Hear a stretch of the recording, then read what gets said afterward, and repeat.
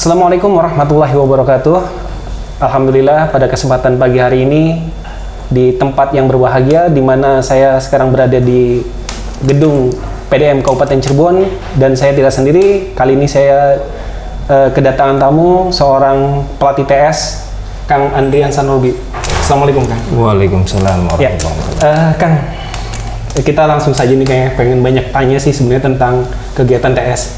Sebelumnya saya pengen tanya-tanya tentang apa sih kerjaan tiap harinya Kang Andri ini?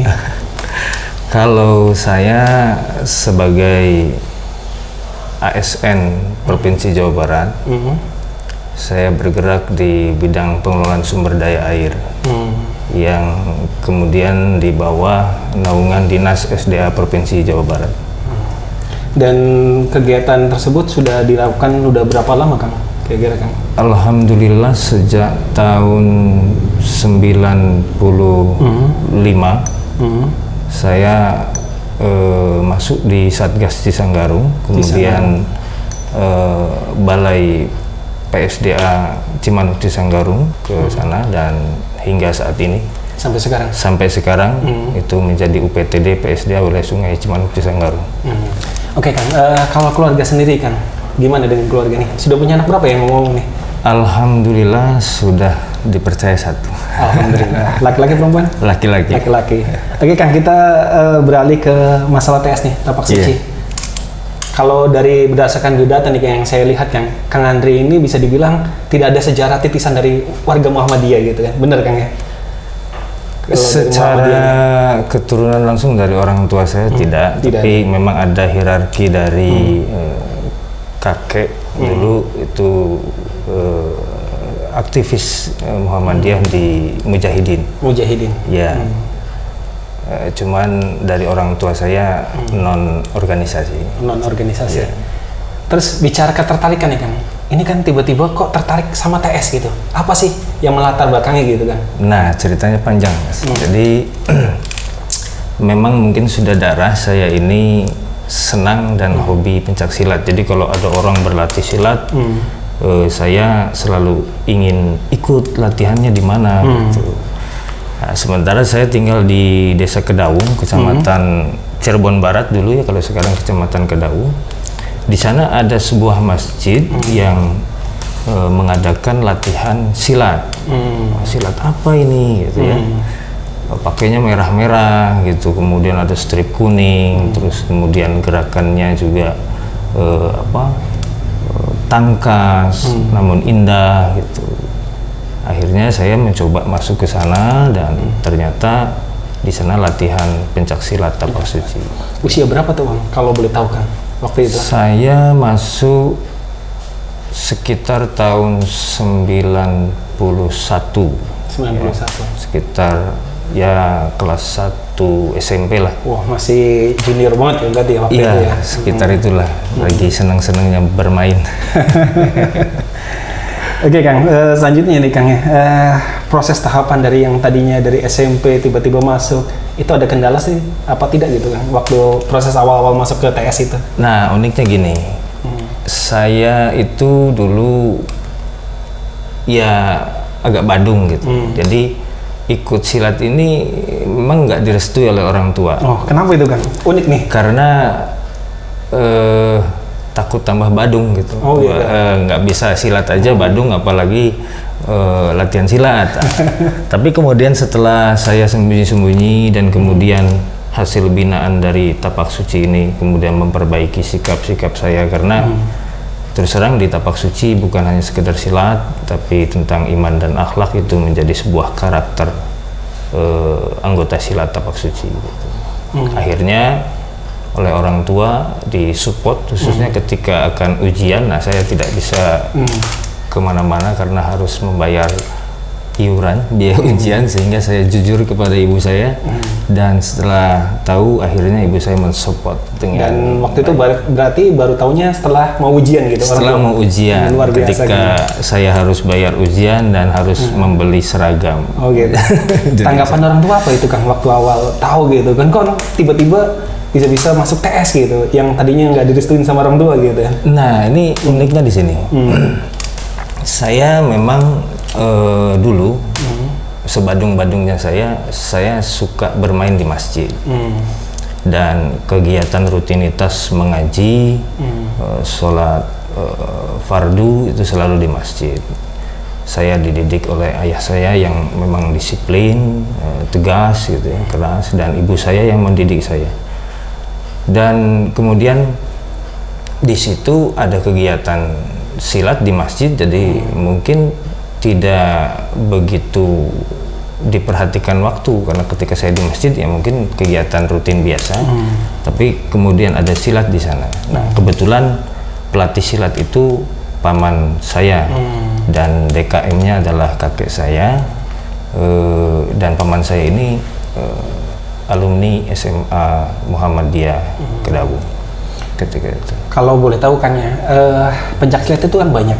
Iya. Ada beberapa lah istilahnya cabang gitu, nah, atau kita kenal lah ada merpati putih, ada yang lain juga gitu. Kenapa tertarik sama tapak suci gitu kan?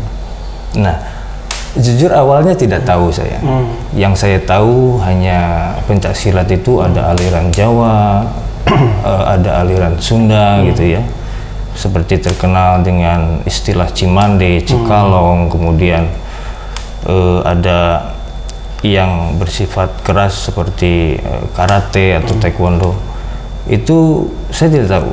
Cuman kemudian mungkin ini berkah dari Allah dan juga petunjuk dari Allah bahwa saya masuk ke dalam sebuah perguruan pencak silat yang notabene-nya adalah sarana dakwah Islam yang berada di bawah naungan pimpinan Muhammadiyah.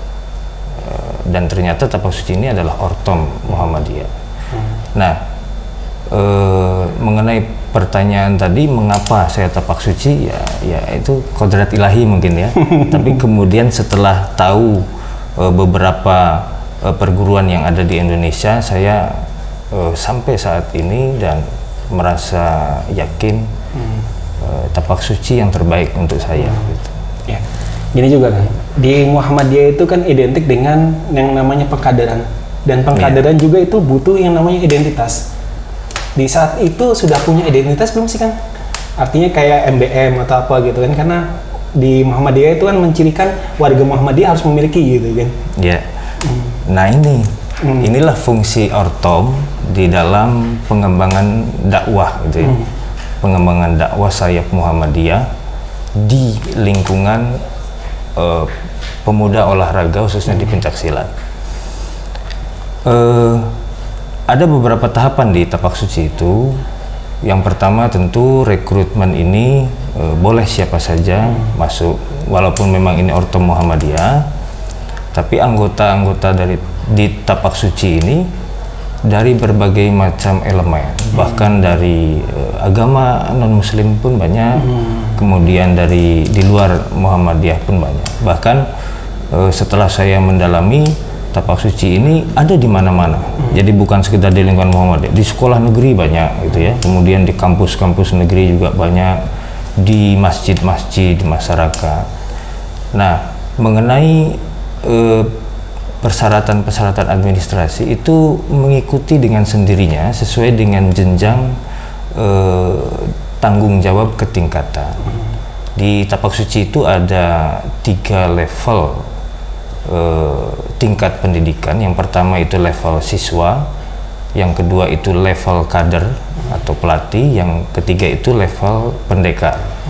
Untuk di level siswa ini yang sabuk kuning itu belum diwajibkan karena masih taraf pembinaan, kemudian juga penggemblengan, pembentukan karakter, kemudian juga di sana tapak suci juga memberikan pencerahan-pencerahan tentang al-Islam, terutama tentang apa itu Muhammadiyah. Disitulah karakter dibentuk sehingga nanti bisa melewati jenjang siswa dasar, melatih 1, melatih 2, melatih 3, melatih 4, baru dia akan dicetak sebagai kader dengan program LKPTS namanya. Itu program latihan kader pimpinan tapak suci. Itu programnya 100 jam. Nah, jika dia lulus mendapatkan itu, baru diperbolehkan untuk mengikuti jenjang ujian ketingkatan kader sabuk biru. Nah, disitulah diwajibkan menurut anggaran dasar bahwa kader harus mempunyai NBM dan NBTS. Nomor baku Muhammadiyah dan nomor baku Tapak Suci itu berbarengan diusulkan untuk dibuat ke pimpinan pusat. Gitu Kang ya. Ya. Oke Kang, semakin menarik nih perbincangannya. Iya. Tapi kita harus break dulu nih Kang ya. Mangga. Karena harus ada yang masuk dulu nih. Baik pemirsa, nanti kita lanjutkan lagi perbincangan dengan Kang Andre, tapi setelah yang berikut ini. Majelis Dikdasmen Present SMK Muhammadiyah Kedaung, pilihan jurusan instalasi listrik, elektroindustri, TKR, teknik permesinan, dan TSM SMKM Farmasi 2, membangun pribadi tangguh, berakhlak mulia, dan berjiwa entrepreneurs. SMP Muhammadiyah 2 Cirebon, berintegrasi mandiri, santun, dan berakhlakul karimah. SMA Muhammadiyah Kedaung dengan Krida, batik, lukis kaca, bahasa Jerman, musik, desain, keramik, tari topeng, futsal, marching band, dan lain-lain. SMKF 1 Muhammadiyah Cirebon, sekolah berintegritas pendidikan tahun 2015, masuk menjadi 50 sekolah terbaik se-Indonesia. SMK Budi Tresna Muhammadiyah, dengan pilihan jurusan administrasi perkantoran, akuntansi, TKR, TSM, multimedia, dan perbankan. Dan SMK Muhammadiyah Gebang, pilihan jurusan perbankan. Come and join with us. SMP, SMK, SMKF, dan SMA Muhammadiyah.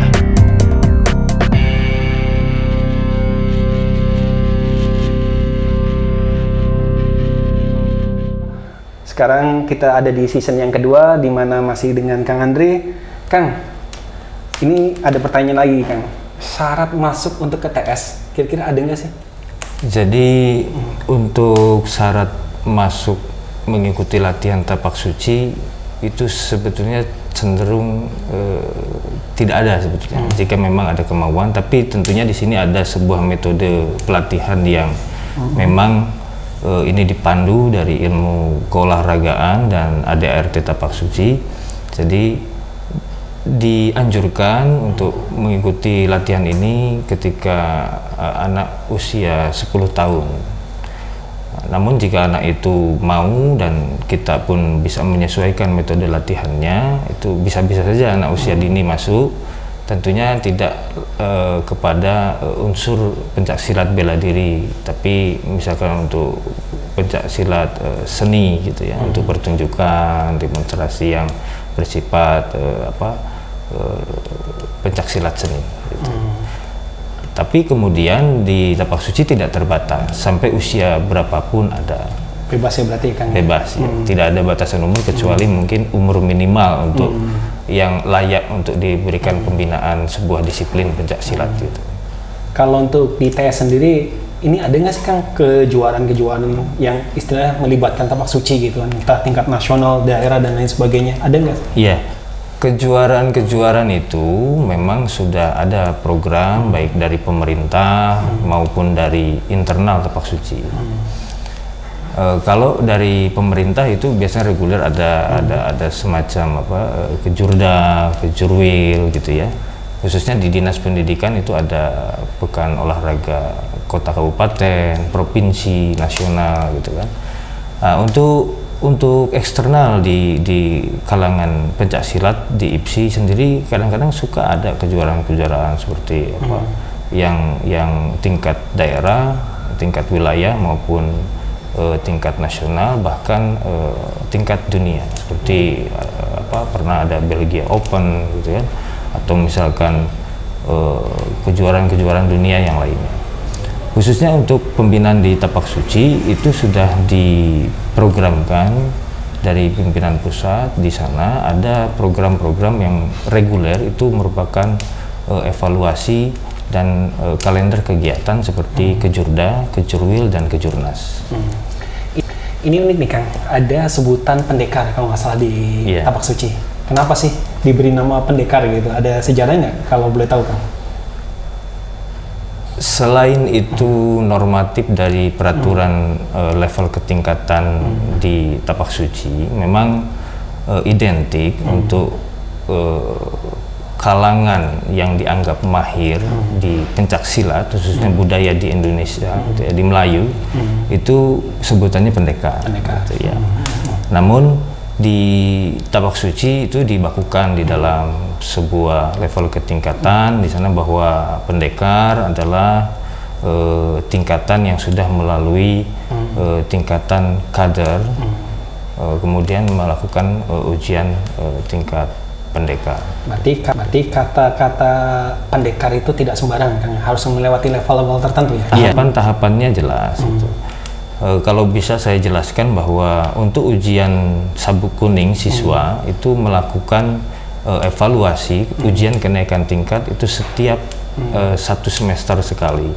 Jadi jika tingkat siswa ini ada tingkat dasar ke 1, 2, 3, dan 4 itu berkisaran 2,5 tahun dia bisa menyelesaikan tingkatan siswa. Kemudian untuk tingkat kader ini evaluasi ujian kenaikan tingkatnya itu 1 tahun sekali. 1 tahun sekali. Dengan tambahan evaluasi untuk penilaian itu membuat skripsi atau karya tulis. Oh, hampir kayak anak-anak kuliah juga Ya, kan berarti. jenis Sama itu. ya sebenarnya. Ya, karena memang harus untuk ketingkatan kader ini perlu ada pengembangan kreativitas di dalam melaksanakan tugas-tugasnya, melatih siswa itu. Nah, jika sudah nanti masuk ke dalam lulus jenjang kader, itu kan ada kader dasar, kader muda, kader madya, kader kepala, kader utama. Nah, itu jika diikuti secara rutin ya sekitar 5 tahun, dia bisa menduduki ketingkatan pendekar dengan melakukan ujian pendekar. Dan untuk ujian pendekar ini dilakukan evaluasi dan ujian kenaikan tingkatnya itu per 3 tahun.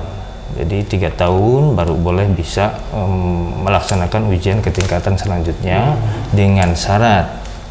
Kalau tadi kan membuat skripsi karya tulis ya.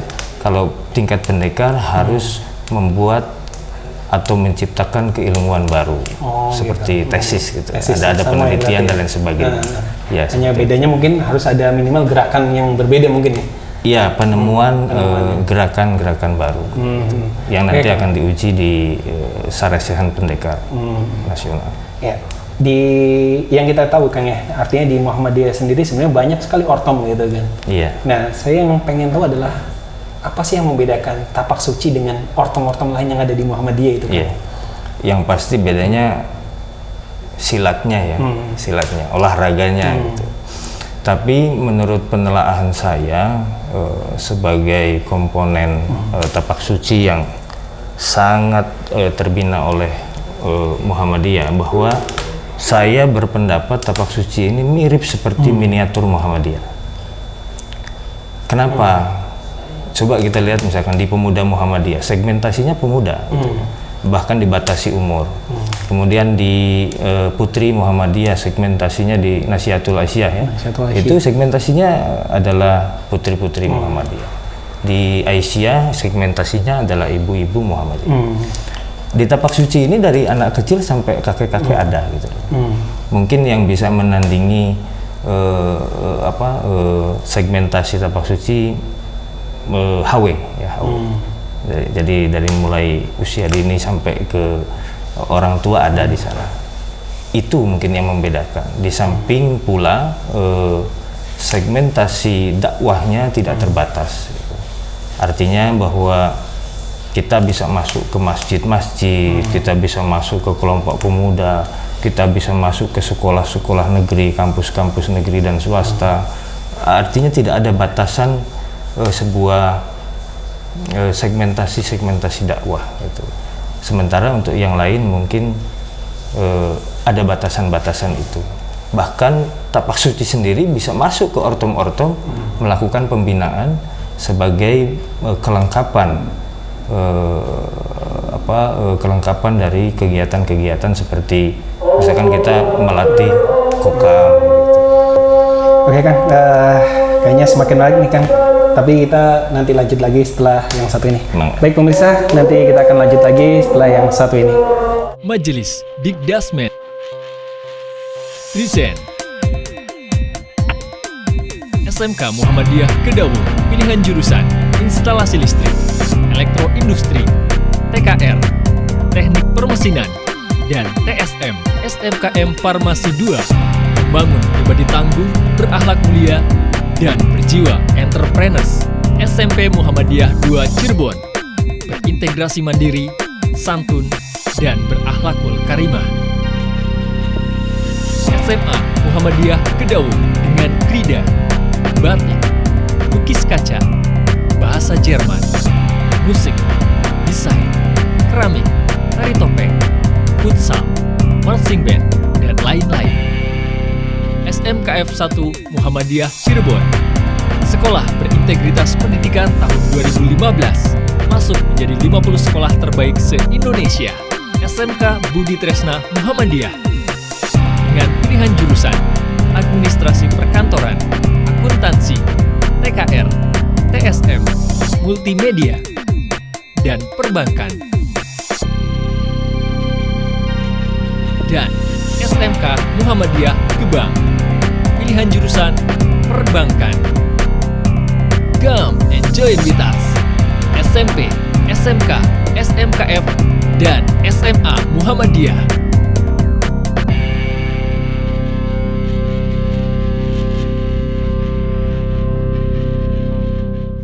Ya, kita kembali ke perbincangan tentang tapak suci, di mana mulai makin menarik nih ya perbincangannya dengan Kang Andri. Kang Andri, kalau boleh tahu nih ya, pasti segala sesuatu itu kan memiliki sejarah masing-masing gitu kan, dan banyak sekali, terutama bukan hanya orang luar ya, artinya di luar Muhammadiyah, tapi warga Muhammadiyah sendiri bisa dibilang sangat-sangat tidak paham gitu, atau tidak tahu, tidak mengenal sejarah di tapak suci. Boleh dijelaskan sedikit Kang tentang sejarah tapak suci? Ya. Jadi begini Mas, untuk sejarah tapak suci ini memang cukup kompleks dan memang sampai saat ini belum ada literasi yang lehal yang kemudian itu merupakan literasi sejarah tapak suci yang memang dikeluarkan oleh pimpinan daerah tapak suci Kabupaten Cirebon. Namun saya memiliki minimal data perjalanan saya di tapak suci yang kemudian di sana juga merupakan data-data organisasi yang jika dilakukan sebuah inventarisasi data di dalam sebuah file itu akan ada di mana-mana. Karena kalau organisasi dia bersifat legal, administratif, dan diketahui oleh semua elemen-elemen yang memang berhubungan dengan pimpinan daerah tapak suci 168 Kabupaten Cirebon. Mungkin saya akan menjelaskannya melalui hierarki kepengurusan ya. Jadi kalau hierarki kepengurusan tapak suci Pimda Cirebon, mudah-mudahan ini bisa menghantarkan kepada literasi penulisan sejarah, karena jika sejarah ini kan menyangkut cerita dan peristiwa, namun sejarah itu muncul tergantung siapa yang menulisnya gitu kan, dan narasumbernya dari mana.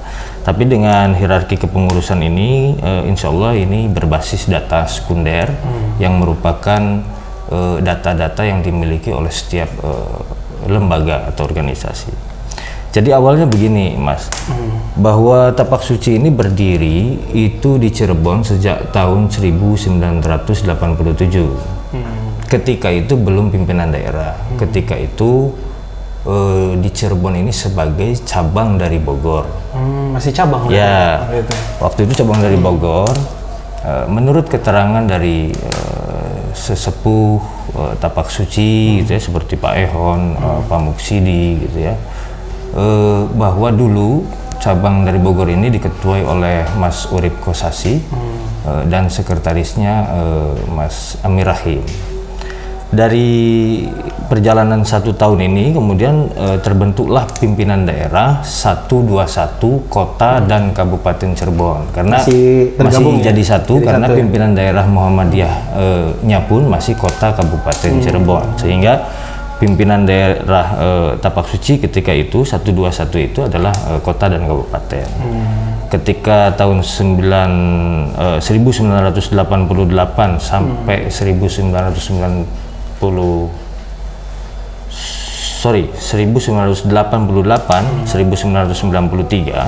itu ketua Pimdanya adalah Pak Emuksidi dan sekretarisnya Pak Jaja Atija. Kemudian periode 1993-1998 diketuai kembali oleh Pak Muksidi dan sekretarisnya Pak Jaja Atija kembali. Periode 1998-2003 ketua Pimdanya adalah Pak Fahru Rozi dan sekretarisnya saya sendiri, Andrian Sarnubi. Kemudian periode 2003-2008 ketua Pimdanya adalah Pak Rosihan, Pak Ehon, dan sekretarisnya saya. Nah, kemudian ada peristiwa yang cukup unik di pimpinan daerah Muhammadiyah Kota Kabupaten Cirebon, yaitu ketika tahun 2007, tepatnya di gedung Korpri, kalau dulu mungkin gedung Asrama Haji, Jalan Cipto, Kota Cirebon, itu ada musda bersama. Jadi pimpinan daerah Muhammadiyah dan ortom-ortom ini musda semua bareng. Nah, disitulah kemudian pimpinan daerah 121 Tapak Suci Kota dan Kabupaten Cirebon ini sudah mulai terpisah. Yang kemudian Pimda 121 menjadi Pimda Kota Cirebon dan Pimda Kabupaten Cirebon mendapat nomor registrasi Pimda itu Pimda 168. Nah, ketika itu saya teramanati untuk menjadi sekretaris Pimda 121 Kota Cirebon yang diketuai oleh Mas Yani Badarudin, dan kabupatennya diketuai oleh Mas Parta dan sekretarisnya Denny Rahman. Jadi periode 2008-2013 itu mulai berpisah. Nah, 2013 hingga sekarang 2018 Pimda 168 Kabupaten Cirebon diketuai oleh Pak Jaja Atija dan sekretarisnya Yono Suprayitno. Jadi mungkin itu yang bisa saya sampaikan, data-data ya bagian dari sejarah tapi berbasis Data ya Kang ya? Data kepengurusan gitu. Jadi seperti itu. Oke Kang, banyak yang saya pengen tahu tentang perbedaan nih Kang. Kembali lagi soal perbedaan. Kita tahu sendiri teknik bela diri atau jenis bela diri bermacam-macam. Ada kickboxer, ada kungfu, ada yang lain-lain juga, karate dan sebagainya gitu kan. Yang membedakan antara Tapak Suci dengan bela diri yang lain apa sih sebenarnya Kang? Ya, yang jelas Tapak Suci pencak silat. Namun di pencak silat sendiri pun terdapat beberapa aliran. Nah, keunikan di Tapak Suci ini memang gabungan dari beberapa jenis bela diri yang ketika itu memang dibentuk oleh pendiri Tapak Suci, yaitu Ahmad Dimyati dan Muhammad Wahid, yang kemudian dua kakak beradik yang mendirikan Tapak Suci ini membawa masing-masing hasil pengembaraannya. Namun yang menjadi khas perguruan Tapak Suci adalah ilmu pencak silatnya adalah ilmu pencak silat aliran Banjaran. Seperti kita tahu jika di Jawa Barat ada Cimande, Cikalong. Nah, itu beberapa keilmuan itu pun sekian persen diakomodasi oleh diambil untuk melengkapi jurus-jurus yang ada di Tapak Suci. Seperti itu. Semakin menarik lagi nih Kang, tapi kayaknya harus break dulu nih sebentar karena ada yang mau lewat dulu. Oke, pemirsa, kita akan lanjut lagi setelah yang satu ini. Majelis Dikdasmen Present SMK Muhammadiyah Kedaung, pilihan jurusan instalasi listrik, elektroindustri, TKR, Teknik Permesinan, dan TSM, SMKM Farmasi 2, membangun pribadi tangguh, berakhlak mulia, dan berjiwa entrepreneurs. SMP Muhammadiyah 2 Cirebon, berintegrasi mandiri, santun, dan berakhlakul karimah. SMA Muhammadiyah Kedaung dengan Krida, batik, lukis kaca, bahasa Jerman, musik, desain, keramik, tari topeng, futsal, marching band, dan lain-lain. SMKF 1 Muhammadiyah Cirebon, sekolah berintegritas pendidikan tahun 2015, masuk menjadi 50 sekolah terbaik se-Indonesia. SMK Budi Tresna Muhammadiyah, dengan pilihan jurusan Administrasi Perkantoran, Akuntansi, TKR, TSM, Multimedia, dan Perbankan. Dan SMK Muhammadiyah Gebang, pilihan jurusan Perbankan. Come and join with us. SMP, SMK, SMKF, dan SMA Muhammadiyah.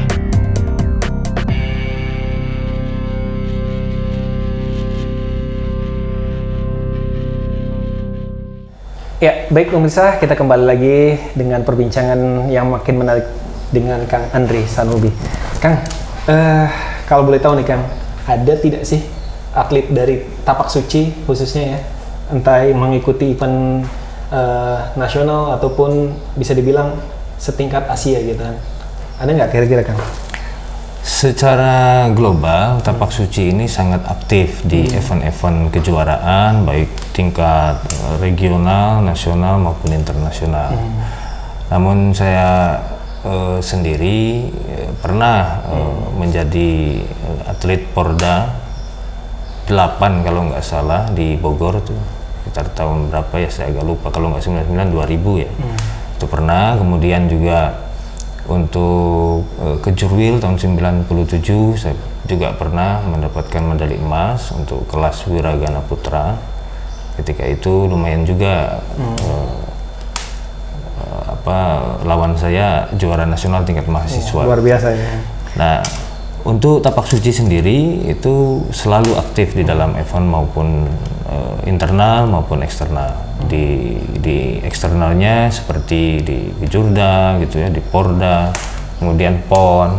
Seperti yang kita tahu kemarin di SEA Games ada perwakilan dari atlet kita, satu putra satu putri, dan kebetulan biasanya itu Asian Games gitu ya, itu didominasi dari kita, dari Tapak Suci. Bahkan pelatih-pelatihnya itu mantan-mantan atlet juara SEA Games dan juara dunia seperti Roni Saifullah, Abbas Akbar yang sekarang membina di Padepokan Pencaksilat Indonesia di Taman Mini Indonesia.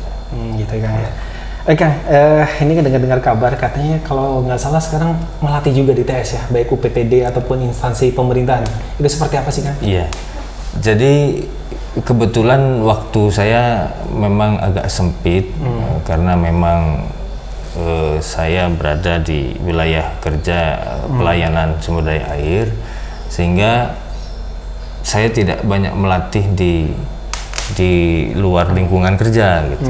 Nah, kebetulan saya sejak dulu selalu menekankan diri kepada diri saya sebagai kader, di mana ada Tapak Suci, di mana ada saya, di situ harus ada Tapak Suci.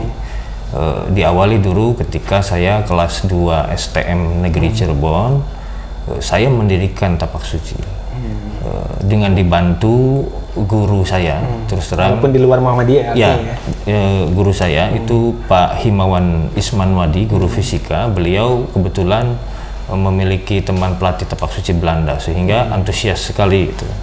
Nah, berdirilah Tapak Suci di sana. Begitupun sekarang di tempat kerja saya di UPTD PSDA, itu saya dirikan Tapak Suci dengan dukungan para pejabat, atasan saya, dan juga atasan tidak langsung yang ada di Dinas SDA Provinsi Jawa Barat. Alhamdulillah berkat dukungan beliau-beliau, tapak suci bisa berjalan, latihannya lancar sampai sekarang, bahkan di support baik secara moral maupun material. Karena tapak suci mempunyai visi yang jelas, mempunyai pembinaan yang jelas, kemudian insya Allah berefek positif, terutama di dalam pembinaan karakter disiplin bagi karyawan karyawati selain olahraga. Ya, ini kan lumayan lama berarti Kang ya, dari awal masuk ke TS sampai sekarang akhirnya melatih gitu kan. Pasti kan dari situ ada suka duka gitu kan. Bisa diceritakan Kang tentang suka dukanya ini Kang? Sukanya jelas lebih banyak, dukanya saya kira sedikit karena ini hobi ya. Luar biasa ya. Ini senang saya sehingga apapun hal-hal yang berada di hadapan saya, terutama rintangan, hambatan, itu justru memberikan sebuah kenikmatan tersendiri. Tentunya di sini pembinaan dari ayahanda pimpinan daerah Muhammadiyah Kabupaten Cirebon, baik dari elemen-elemen teman-teman saya yang ada di Muhammadiyah maupun di luar Muhammadiyah, itulah yang kemudian menjadi semangat saya. Sukanya ya hobi saya terakomodir, kemudian terfasilitasi, kemudian kegembiraan saya di sini dapat bermanfaat untuk kegiatan dakwah Muhammadiyah di bidang ortom kepencasilatan. Kalau kata Pak Lalan kemarin memberikan materi di ujian kenaikan tingkat UPT DPS di Asmara Sanggaru, beliau menjelaskan ya memang bidangnya para pendekar berdakwah tentang Islam dan kemuhammadiyahan di elemen pencaksilat. Dukanya ya ketika kendala yang kita hadapi atau permasalahan yang kita hadapi tidak begitu lancar untuk kita lampaui. Mungkin kalau itu sudah biasalah permasalahan klasik, tapi insya Allah dengan keikhlasan, kejujuran, kemudian kesabaran, sepintar apapun, sekuat apapun akan terkalahkan. Itu nasihat dari pengurus IPSI Pusat. IPSI Pusat. Ya. Oke, tadi kan bicara suka duka nih Kang. Berarti kan kalau suka duka ada, pasti juga ada harapan untuk kedepannya tapak suci seperti apa gitu. Ya, tentunya harapannya adalah perkembangan yang pesat, gitu ya, perbaikan yang signifikan, kemudian optimalisasi kegiatan, organisasi, prestasi. Di sana bisa melampaui target ideal. Namun paling tidak bahwa giroh semangat baik keortoman maupun giroh semangat berpencak silat, berolahraga ini dapat terus terjaga, dapat terus lestari tentunya dengan inovasi, kreativitas, kolaborasi kegiatan antara ortom dengan pimpinan daerah Muhammadiyah, antara ortom dengan ortom. Kemudian di sini terdapat sebuah sinergitas yang jelas yang dipandu oleh ayahanda kita, sehingga keterpaduan ini membuat sebuah kekuatan yang dahsyat yang kemudian secara sistematis dapat menguasai berbagai elemen dakwah baik di internal Muhammadiyah maupun di eksternal Muhammadiyah. Oke, pertanyaan terakhir nih Kang. Motonya apa sih sebenarnya dari tapak suci itu sendiri Kang? Ya, moto tapak suci itu terdapat di ikrar anggota tapak suci yang keenam, yaitu dengan iman dan akhlak kita menjadi kuat, tanpa iman dan akhlak kita menjadi lemah. Luar biasa sekali. Terima kasih nih Kang, perbincangan yang sangat-sangat luar biasa, di mana kita akhirnya banyak tahu seperti apa sih tapak suci, sejarah tapak suci, moto, harapan, dan lain sebagainya.